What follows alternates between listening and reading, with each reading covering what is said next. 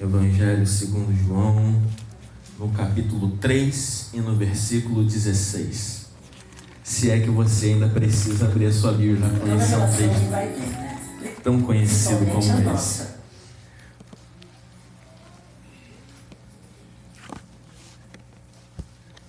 Aleluia. Amém? João 3,16. Porque Deus amou o mundo de tal maneira que deu o seu Filho unigênito, para que todo aquele que nele crê não pereça, mas tenha vida eterna. Deus enviou seu Filho ao mundo não para condenar o mundo, mas para salvá-lo por meio dele. Amém? Amém. Pode se assentar. Aleluia. Muito bom estar novamente aqui na sede, ministrando a palavra de Deus com os irmãos. Estava meditando nessa palavra. Minha esposa está aqui, que não me deixa mentir. Eu não costumo pregar textos que são muito conhecidos e muito ministrados, mas durante a semana Deus me colocava no coração esse capítulo de João, capítulo 3, a respeito de um homem, Nicodemos, um fariseu. E comecei a voltar atrás no Evangelho de João, porque quando João ele escreveu para que alguém pudesse receber notícias boas, para que alguém pudesse receber notícias maravilhosas, notícias que pudessem mudar a vida de alguém. E quando ele começa a ministrar diferente dos outros três evangelhos. Ele começa a dizer, olha, no princípio era o verbo, e o verbo estava com Deus, o verbo era Deus. O que ele está dizendo é, olha, esse que eu estou para lhe apresentar, começar a lhe apresentar, ele é eterno. Esse que estou querendo lhe apresentar, ele estava quando mesmo nada ainda era. Olha a plenitude, olha a essência e olha a grandeza daquele que eu vou lhe apresentar. E o interessante é que ele começa a apresentar a Cristo Jesus, e ele começa no primeiro capítulo a falar de João Batista, que antecedeu e preparou o caminho para Jesus. E no segundo capítulo ele narra o primeiro milagre de Jesus, no casamento. Quando ele transforma a água em vinho, e ele transforma aquela festa numa alegria profunda quando se havia ansiedade, porque o principal dos ingredientes tinham acabado. O interessante, quando nós olhamos no capítulo 2, se você puder, a gente vai dar uma navegada no Evangelho de João. Em João 2 diz assim, no versículo 11: e esse sinal em Caná da Galileia foi o primeiro milagre que Jesus fez, como nós estamos falando, dentro do casamento. Com isso ele manifestou a sua glória, e muitos discípulos creram nele. O que ele está dizendo, olha, a partir de então, esse que era o verbo, que a partir dele tudo foi criado, agora em forma humana, ele começa a manifestar fisicamente o seu poder, a sua glória, a sua magnitude, a sua essência e o seu propósito. Olha como é grande. E ele começa falando sobre família. Mas o texto continua a narrativa, e quando nós chegamos no versículo 23, ele diz assim: por causa dos sinais que Jesus realizou em Jerusalém durante a festa da Páscoa, muitos creram nele. Jesus, porém, não confiava nele, pois ele conhecia a todos. Ninguém precisava dizer como o ser humano era de fato, pois ele conhecia a natureza humana. O que ele está dizendo é, muitos homens, muitas mulheres estavam chegando a Jesus pelo que ele manifestava fisicamente, mas Jesus não confiava na falsidade do coração humano. Porque muitas pessoas, elas querem vir a Cristo pelo físico que tem a oferecer, elas querem vir a Cristo por aquilo que ele tem a acrescentar nas suas vidas momentâneas, mas isso não era suficiente para agradar o coração de Deus.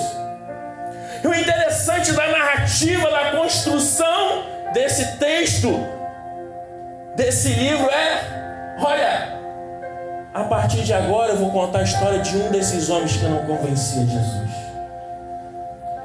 Eu vou começar a contar agora a história de um homem que ele achava-se intelectual, ele achava-se mestre, ele achava-se líder, ele achava-se religioso, mas Deus conhecia muito bem a falsidade do seu coração.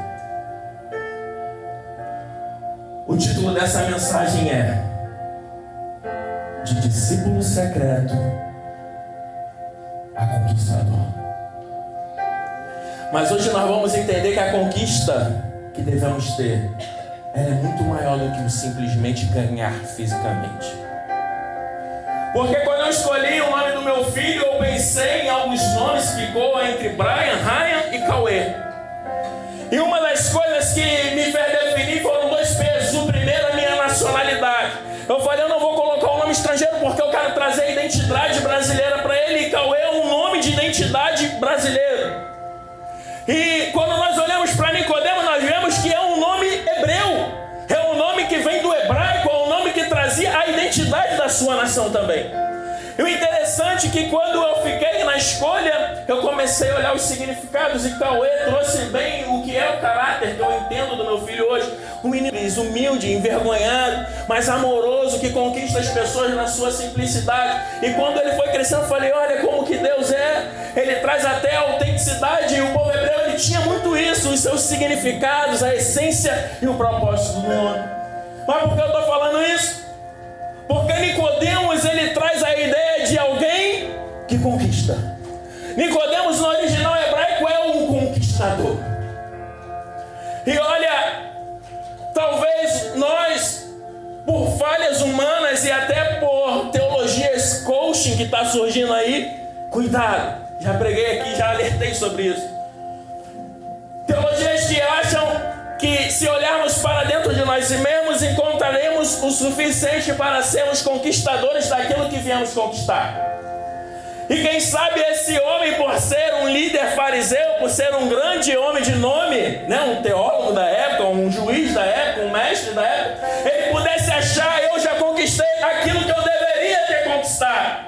Eu já tenho tudo do que eu queria ter, que eu precisava ter. Porque desde quando nasci eu sou chamado de conquistador. Porque desde antes de eu nascer a minha mãe já pensava, ele vai nascer e ele vai conquistar. Mas uma coisa ele não sabia, que ele precisava encontrar alguém para conquistar algo. O interessante é que ele diz assim, o texto começa a dizer, havia um fariseu chamado Nicodemos, líder religioso entre os judeus, na minha versão. Tá? Ele era príncipe dos fariseus na sua versão. Isso quer dizer que ele pertencia a uma classe alta de governo, de religião. Mas eu acho interessante que o texto agora ele vai dizer que certa noite veio Nicodemos falar a Jesus. Repare que no versículo, no capítulo anterior, João começa dizendo, olha, muitas pessoas seguiam a Cristo, muitas pessoas admiravam a Cristo por causa do que ele fazia. E repare, eu vou falar agora a respeito de um deles. Numa certa noite, aquele que havia ouvido falar e visto que ele estava fazendo milagres, veio até ele. E olha só, numa noite, muitos vão dizer que ele queria esconder a sua identidade como fariseu, indo até Jesus, porque seria uma vergonha. Outros vão dizer que na verdade era um respeito por Jesus, para não incomodar nas suas atividades diárias. Ele queria pegar Jesus no seu momento de descanso, para não lhe perturbar a mente, mas qualquer que seja a interpretação, era noite. E noite traz um sentido para mim de solidão, noite traz um sentido de trevas, de angústia. E olha, repare que o texto vai dizer que muitas pessoas se gloriavam pelo que Jesus fazia. E numa noite, esse homem foi procurar Jesus. Ele começa dizendo, eu creio que tu é Rabi, mestre dos mestres, porque tu realiza muitas coisas. Numa noite ele teve necessidade de ir até o encontro de Jesus, porque Jesus manifestava milagres. Quem é que sabe se ele não precisava que Jesus realizasse alguma coisa naquele momento? Se ele sabia, se ele via que Jesus podia realizar, numa noite talvez de angústia, de ansiedade, de depressão, de dificuldade, de perda de emprego, de divórcio, de separação, de morte de alguém, aquele homem, por um momento, se pega pensando, eu sou fariseu, mas eu estou precisando de ajuda. Tem um homem que pode me ajudar. Ele diz, Rabi, todos sabemos que Deus enviou o Senhor para nos ensinar. Por quê? Porque os seus sinais, os seus milagres são prova de que o Senhor está contigo. Isso é uma introdução de um diálogo de alguém que está precisando de alguma coisa. Olha, nessa noite eu vim aqui porque eu sei que tu é Rabi, eu sei que tu pode fazer todas as coisas. Mas Jesus, ele conhecia o coração do homem, ele não confiava no homem porque o homem é Essa foi a introdução do capítulo. E antes mesmo daquele homem dizer eu preciso disso, daquilo, de transformar o vinho, de deixar de ser coxo, de deixar de ser cego, ele falou assim, olha, para conhecer o reino, você precisa nascer de novo. Ele estava dando um tapa na cara da religiosidade. Ele estava dando um tapa na cara da falsidade. Ele estava dizendo assim, ó, se você veio aqui para encontrar algo físico, o que eu quero te apresentar é eterno, é duradouro, é vindouro, é uma essência, é um propósito, é um mistério que Deus tem para a sua vida. Não venha até aqui com a sua falsidade para encontrar alguma coisa pequena, fingir para mim que gostou e ir embora com aquilo que você quer, com o seu lucro, mas a partir de agora eu vou te ensinar algo que você pode levar para a tua eternidade e que vale mais do que qualquer milagre, do que qualquer transformação física. Eu quero que você herde o reino de Deus. Aleluia. Porque muitas das vezes nós estamos limitados em bênçãos. Queremos uma esposa que está indo embora. Queremos uma cura de uma doença que está consolidando a nossa vida. Eu costumo dizer que o hospital é o maior lugar de milagre. Ainda mais quando alguém morre lá. É a última oportunidade de alguém partir para a eternidade. E muitas das vezes nós olhamos para aquelas pessoas que estão no leito e choramos, angustiados, e falamos, ai Deus, por quê?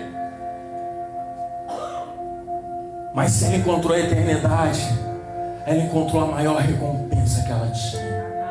É o lugar onde os cristãos mais deveriam estar, salvando vida, levando o reino de Deus. E o interessante é que ele fala assim, olha, o texto diz, ele era líder dos fariseus, ou seja, ele era um dos topos da pirâmide da religiosidade. E ele mesmo chega para Jesus e fala, olha, queremos que tu é o mestre enviado de Deus, mas tu é Rabi, que no original é mestre dos mestres. Mas o interessante é que mesmo ele exaltando a figura de Jesus, e Jesus sabendo da falsidade do coração dos fariseus, Jesus em outras palavras diz para ele, realmente tu me conhece como mestre, mas agora eu quero te mostrar que eu sou rei. Porque eu não posso falar de reino se não tem uma mensagem de governo. Eu não posso falar de reino se não tem uma figura central que governa, que lidera, que protege, que enriquece, que prospera. O que ele está dizendo, olha, o que eu tenho a lhe apresentar é um reino. E o reino é o reino dos céus, é o reino de Deus, do qual eu sou rei. Aleluia. Eu sou rei. E aquele homem começa a indagar. Eu lhe digo a verdade, quem não nasce de novo não verá o reino, aonde eu sou rei. E ele responde, muito religioso, como pode um homem velho nascer de novo? Acaso ele pode voltar ao ventre da sua mãe nascer uma segunda vez? Todos nós já conhecemos esse texto. Porque como Jesus já conhecia aquele homem, a intenção do seu coração, ele sabia exatamente que aquele homem veio buscar algo físico. Ele veio buscar algo momentâneo. Por isso quando se fala de nascer de novo, ele começa a pensar na parte biológica, na parte fisiológica, na parte antropológica. Mas aí então Jesus começa a explicar para ele que a nossa qualidade como seres humanos, apesar de estarmos distantes de Deus, nós não somos somente corpo físico. Na verdade ele vai dizer, olha, aquele que é nascido da carne é carne, mas é necessário que nasça do Espírito. Ele começa a apresentar agora a natureza humana na sua essência. E ele diz, olha, ninguém pode entrar no reino de Deus se não nascer da água e do Espírito. O ser humano pode gerar vidas humanas, mas o Espírito dá à luz a vida espiritual. Quando nós olhamos para água e Espírito nesse texto, e nós lembramos que esse homem se tratava de um fariseu, de um líder do fariseu, é o que ele está dizendo assim, olha, lembra-se das cerimônias da purificação, da santificação, e até aquela que vinha sobre os pecados, em que antes de Cristo devia se lavar, purificar.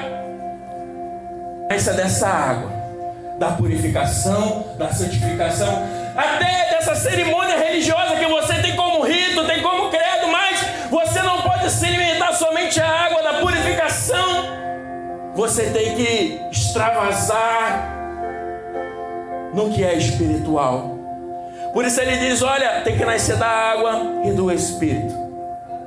O que hoje nós temos como batismo também.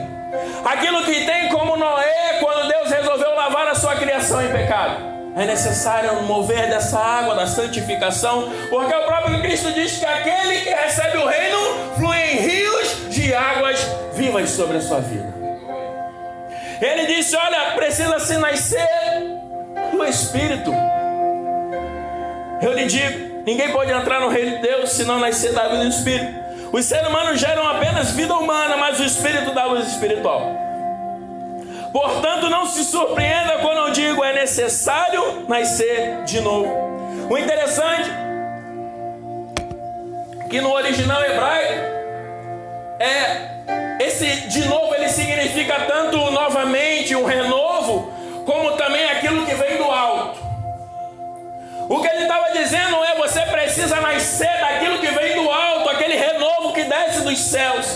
Você precisa nascer daquilo que é divino, daquilo que vem de Deus para a sua vida. Eu imagino que um homem, para se tornar líder dos fariseus, ele começava com 9 anos na escola judia. E até ele se formar como um fariseu de renome, ele passava por muitas provas, por muitos estudos intelectos. E Jesus estava dizendo para ele, não adiantou nada, cara. Todo estudo, todo conceito, toda a prática religiosa, todo dogma, toda cerimônia que você fez até agora, não adiantou nada. Porque só entende das coisas espirituais quem é espiritual. Ou seja, o seu título, a sua posição social, econômica, religiosa, política, cara, não vai te levar a nada. Não vai te levar a lugar nenhum. E ele disse, como pode ser isso? Perguntou Nicodemos. Jesus respondeu, você é um mestre respeitado em Israel e não entende essas coisas? Eu lhe digo, falamos daqui o que sabemos e vimos. No entanto, vocês não creem no nosso testemunho. Se vocês não creem em mim quando falo de coisas terrenas, como crerão se eu falar das coisas celestiais? Ninguém jamais subiu ao céu, exceto que de lá desceu o Filho de Deus. O que ele está dizendo é, cara, esquece um pouco essa religiosidade, esquece um pouco essas questões aí de status, de fama, de que você já foi o conquistador de tudo. Para aprender agora um pouco do que é espiritual. Para aprender um pouco daquilo que é válido, daquilo que é eterno, daquilo que é verdadeiro. Para perceber o quanto você pode crescer a partir de agora, o quanto você pode se tornar sábio. Cristo diz para ele, olha, se você é um mestre e não consegue entender como isso acontece. E então Cristo começa a revelar para ele o caminho para o reino, o caminho para a salvação eterna. E essa primeira pregação que João declara, a primeira pregação que João narra, isso me dá uma conclusão de que foi bem no início da caminhada do ministério de Jesus Cristo. Ela foi uma pregação que foi dita para um fariseu, mas que ela tem pregado durante séculos, porque é a palavra mais pronunciada talvez em todo o mundo. Porque a Bíblia é o livro mais vendido e comercializado em todo o planeta. E esse é o versículo mais falado, entoado e memorizado em todo o planeta. E a palavra diz, olha, porque Deus amou o mundo de tal maneira que deu o seu Filho unigênito para que todo aquele que nele crê não pereça, mas tenha vida eterna. Deus enviou seu Filho ao mundo não para condenar o mundo, mas para salvá-lo por meio dele. E não há condenação alguma naquele que crê, mas quem não crê já está condenado por não crer no Filho único de Deus. Ele começa a dizer, olha, Nicodemos, eu não sei Eu estou dizendo que não sei, Jesus sabia. Olha, você veio aqui para algum motivo, eu acredito, mas agora, espere um pouco, que eu vou te contar coisas que é do céu e que podem mudar a sua realidade. Porque aquele que tu tanto estudou, ele amou tanto o mundo de tal maneira que ele deu o seu filho, que sou eu, para que viesse aqui sofrer, para que viesse aqui ser maltratado, ser humilhado, escorraçado. E como Moisés teve que levantar como serpente no madeiro, também necessitará que o Filho do Homem seja levantado no madeiro, para que por meio disso seja salvo os homens. E acontece que se alguém aceita esse Filho, esse amor, ele pode ser salvo. Mas olha, o que eu estou dizendo é que eu não vim aqui para condenar a ti, condenar a qualquer um. Na verdade, eu vim aqui para salvar, porque condenado você já está. Porque se eu não viesse aqui, o mundo já estava destruído, ele já estava perdido. Deuteronômio da palavra diz: olha, levanto hoje como testemunha contra ti o céu e a terra, de que lhe apresentei o caminho da vida e o caminho da morte. Escolhe, pois, o caminho da vida, porque disso depende a tua vida e a tua geração. Meus irmãos, o caminho que nós entramos depois do Éden é o caminho do precipício da morte.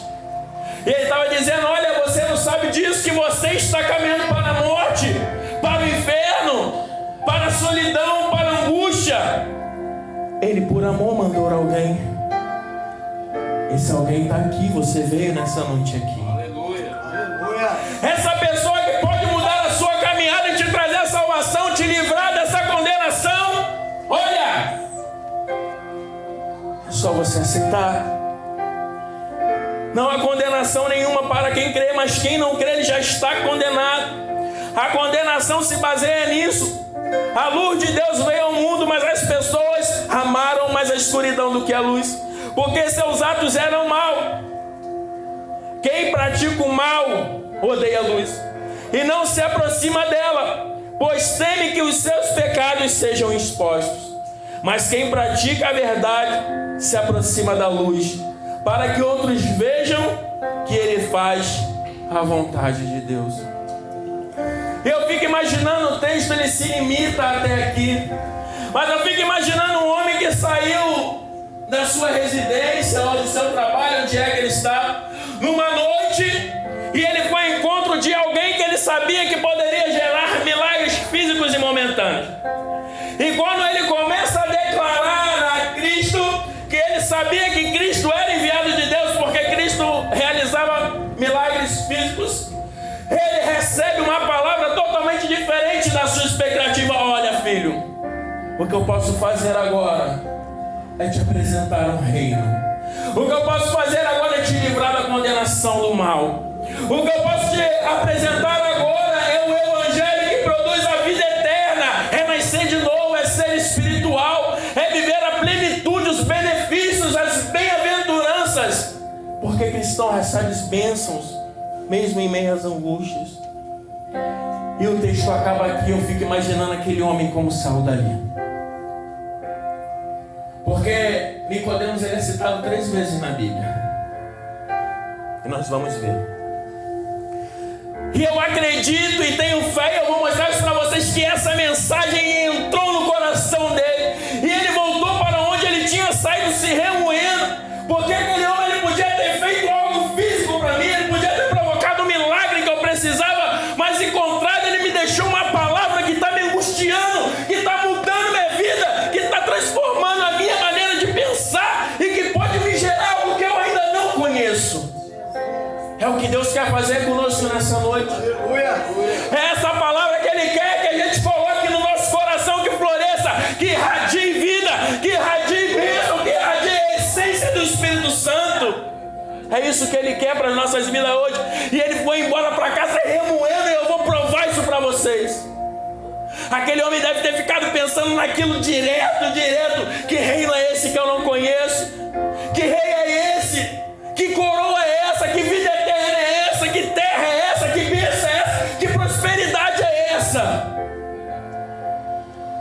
Mas ele precisava mudar a sua identidade.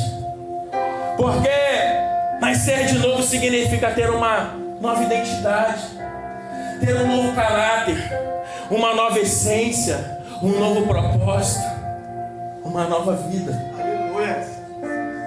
E ele ficou se remoendo, se remoendo e se remoendo. E essa palavra vendo o nosso interior. Ele veio aqui, ele sofreu tanto, Isaías 53, esbofeteado, maltratado, perseguido, açoitado. Toda a angústia foi lançada, a ansiedade foi lançada sobre ele. João 7, abre por favor. E aquele homem foram se passando os dias. E aquele homem carregava essa primeira mensagem que João narra no seu evangelho. E acontece que nesse capítulo de João, mais uma vez os fariseus eles começam a se reunir para acusar Jesus, para condenar Jesus, para prender Jesus, para açoitar Jesus, para matar Jesus.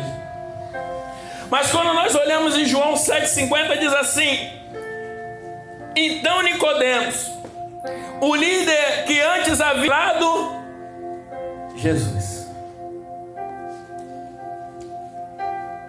Reparem só que a esse primeiro texto e os outros dois ele vai dizer: olha, esse Nicodemos é aquele que recebeu a mensagem de Jesus, é aquele que encontrou Jesus. E no último texto ainda vai dizer: aquele que encontrou Jesus à noite.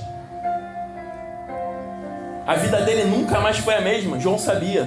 Por isso que ele diz: olha, esse Nicodemos aqui que vai defender Jesus é aquele que recebeu aquela mensagem de vida lá atrás.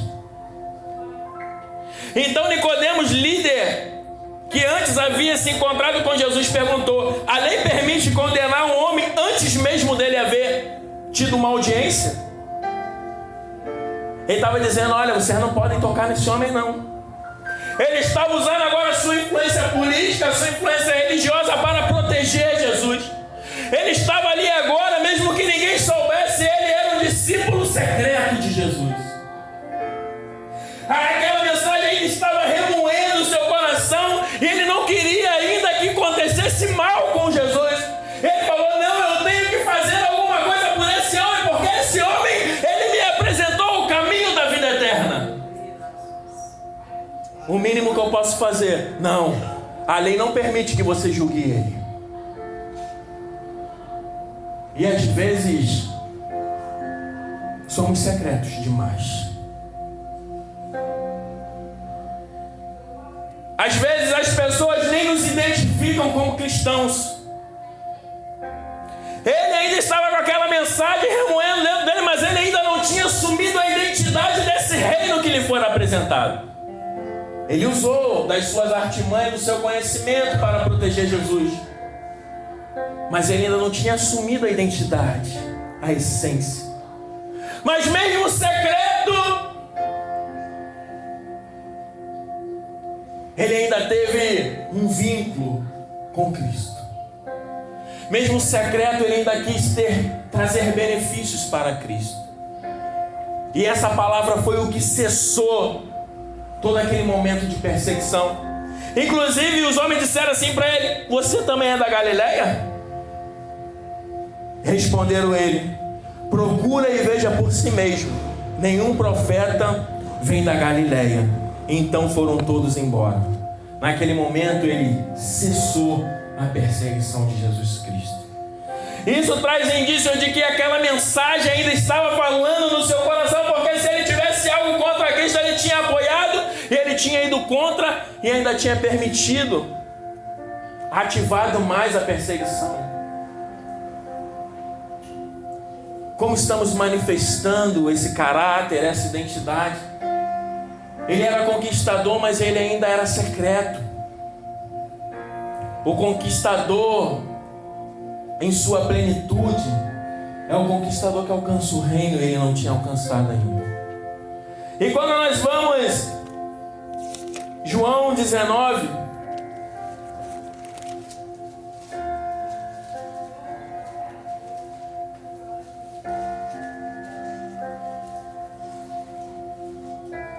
nós vemos que esse homem ele já tinha uma vida diferente a partir de agora.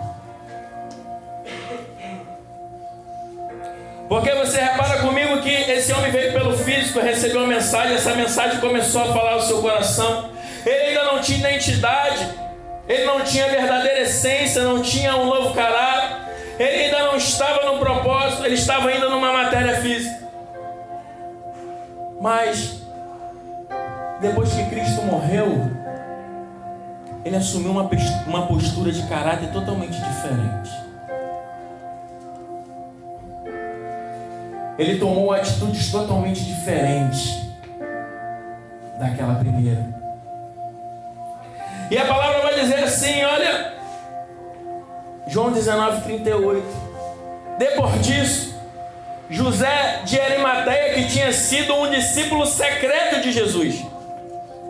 Mesmo caso. Isso nos faz pensar como temos nos manifestado socialmente. Porque temia que os líderes judeus, e ele pediu autorização a Pilatos para tirar da cruz o corpo de Jesus. Quando Pilatos lhe deu permissão, José veio e levou o seu corpo. E estava com ele quem? Nicodemos, o homem que tinha ido conversar com Jesus à noite. 2 discípulos secretos, depois da morte de Jesus, assumem a sua identidade como cristãos e vão perante o líder máximo do poder romano e diz: olha, aquele homem pendurado no madeiro, da placa Jesus de Nazaré, o rei dos judeus, eu quero autorização para tirar ele de lá e dar honras de rei a ele. Através desses homens se cumpriu a profecia de Isaías, que dizia que ele morreria como um pobre, como um ladrão, mas ele seria sepultado como um rico. E interessante que o texto vai dizer assim na minha versão: Nicodemos trouxe cerca de 35 litros de óleo perfumado, feito de mira e aloés, seguindo o costume judaico de sepultamento, e envolveram o corpo de Jesus em lençóis compridos de linho, junto com essas especiarias. Quando nós vamos aos fatos históricos dessa narrativa, nós percebemos que esse homem, ele investiu tanto dinheiro nesse sepultamento, quanto qualquer um investiria no sepultamento de um rei. E eu fico imaginando quando ele viu Jesus naquele madeiro, e em cima daquele madeiro escrito: olha, Jesus Nazaré, o rei dos judeus. Ele começou a pensar sobre aquela mensagem que ele disse: olha, vai chegar um dia que eu vou ter que ser levado no madeiro, para que através desse madeiro muitas vidas possam alcançar o reino de Deus. E ele ficou vendo aquela cena e pensando: cara, esse é o rei, cara, aquele reino que ele me apresentou, eu quero fazer parte. Mas meu Deus, já passou muito tempo, eu estava escondido, eu estava secreto, eu não caminhei lado a lado e eu não fiz nada. Mas a partir de agora eu vou fazer. Aleluia. Pilatos, eu quero dar honra de rei, porque esse homem que está com essa placa escrito Jesus Nazaré, o rei dos judeus, ele é o rei que me apresentou o caminho da verdade, o caminho da vida, a vida eterna, o reino que eu ainda não tinha percebido. E olha, aqueles que estavam em secreto vieram à evidência, trouxeram honras de rei a Jesus, enquanto aqueles que caminhavam lado a lado agora tinham fugido.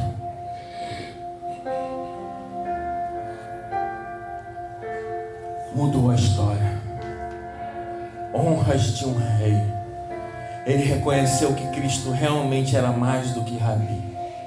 Ele reconheceu que Cristo realmente tinha algo a mais que ele precisava ter para si.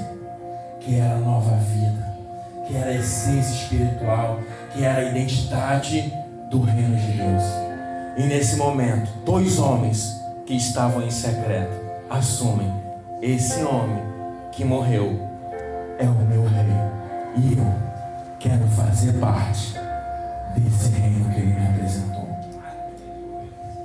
Nesse momento, ele conquistou. Por isso a mensagem diz: de discípulo secreto escondido a conquistador do reino de Deus.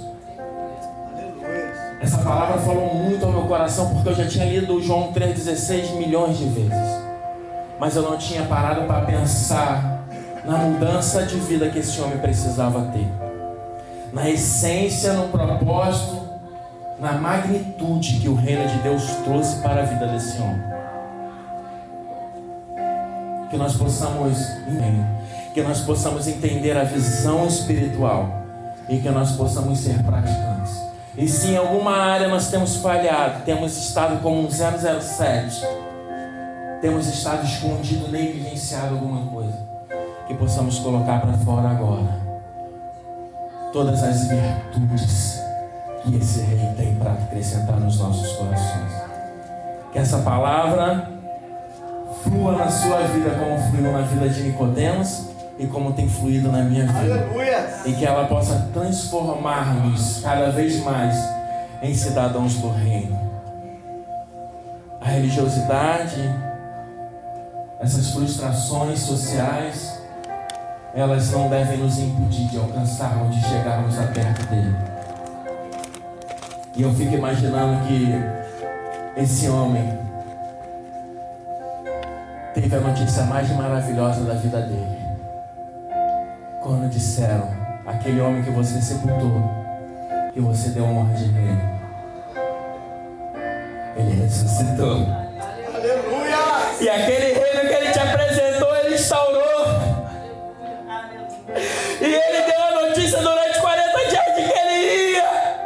Mas ele vai voltar para te buscar, cara. A chance que você queria de fazer algo diferente, agora você tem, cara. Faça tudo diferente a partir de agora. Viva debaixo desse reinado, cara. Que ele está te dando a chance de você fazer parte desse reino excelente de vida eterna. Aleluia. E num dia ele vai te buscar para você sentar na mesa com ele e compartilhar do seu cálice da nova aliança. Aleluia. Nós teremos essa chance de sentarmos com ele. Cara, Jesus não é uma história de quadrinho, gente. Orai, souberei, sarai. Jesus está vivo. E uma hora dessas ele vai voltar e a gente vai se encontrar com ele nos ares. E ele virá como um ladrão. Quando nós não percebemos, ele estará nos céus e as trombetas estarão soando. E nós por um momento poderemos ter medo pelos dias maus, mas nós celebraremos a vida e celebraremos esse reino com ele. E nessa noite, se você acha que ainda falta alguma coisa para você alcançar esse reino, se você acha que ainda falta alguma coisa para você entrar pelos portais celestiais, não perca a chance como Nicodemos não perdeu. Deixe ele reinar na sua vida. Assuma uma postura diferente. Deixe ele brilhar, deixe ele governar, deixe ele liderar. Aleluia. Ele está vivo. Ele em breve voltará. Eu agradeço essa oportunidade em nome de Jesus.